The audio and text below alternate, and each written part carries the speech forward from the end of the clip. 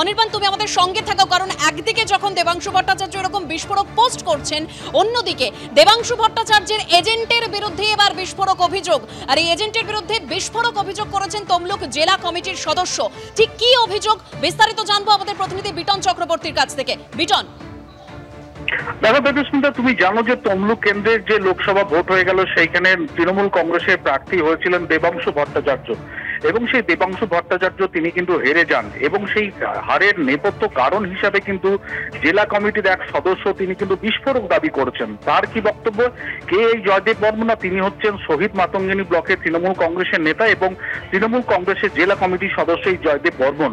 রীতিমতো তিনি উষ্মা প্রকাশ করে যেটা বলেছেন যে 17 রাউন্ড গণনা শেষে দেবাংশু ভট্টাচার্যের ইলেকশন এজেন্ট যিনি ছিলেন সোমনাথ বেরা, যিনি কিনা তৃণমূল কংগ্রেসের জেলা সম্পাদক মন্ডলীর সদস্য, সেই সোমনাথ বেরা 17 রাউন্ড শেষে গণনা শেষ না হওয়ার আগেই সমস্ত কাউন্টিং এজেন্টদেরকে সেখান থেকে বেরিয়ে যাওয়ার নির্দেশ দেন।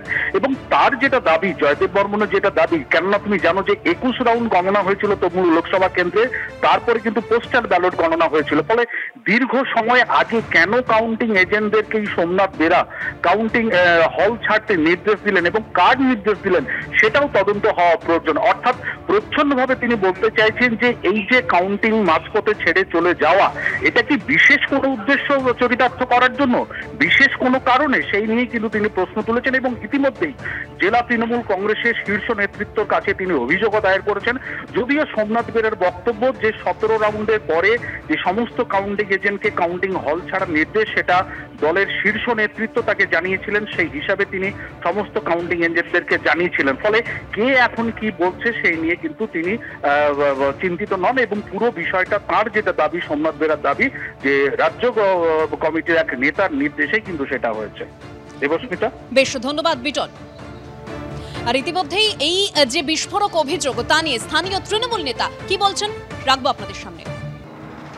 তমলুক লোকসভা কেন্দ্রে গণনার দিন একটা অভূতপূর্ব বিষয় দেখে অবাক হয়ে গেলাম। শাসক দলের কাউন্টিং এজেন্ট, তৃণমূল কংগ্রেসের কাউন্টিং এজেন্টদের 17 রাউন্ড গণনার পরে কাউন্টিং টেবিল থেকে বাইরে বেরিয়ে যেতে বলা হয়। এটা বলেছেন আমাদের প্রার্থীর ইলেকশন এজেন্ট সোমনাথ বেরা। এটা কী ধরনের নির্দেশ আমরা বুঝতে পারছি না। কাউন্টিং হল থেকে বেরিয়ে আমাদের যারা দলের কর্মীরা কাউন্টিংয়ে ছিলেন তারা সবাই বেরিয়ে এসে বিস্ময় প্রকাশ করেছেন।